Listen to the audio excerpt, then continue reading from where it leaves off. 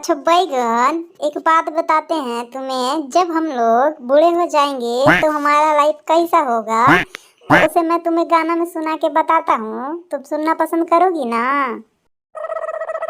हाँ हाँ, तुम मुझे प्यार से सुनाओगे तो मैं क्यों नहीं सुनूंगी। सुनाओ सुनाओ।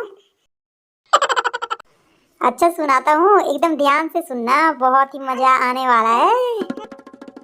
जब हम बूढ़े होंगे, हाथ पैर जुड़े होंगे,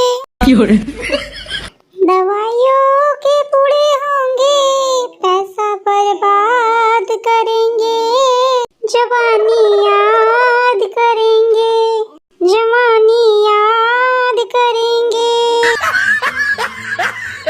मुंह में जब दांत नहीं रह पाएगा, मुंह कितना खाली खाली हो जाएगा। No no no. फिर दंत मंजन से इसे आजाद करेंगे, जवानी याद करेंगे, जवानी याद करेंगे।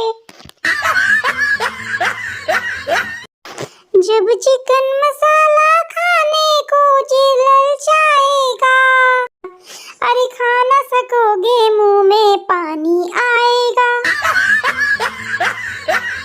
फिर दाल और दलिए से पेट को खराब करेंगे, जवानी याद करेंगे, जवानी याद करेंगे।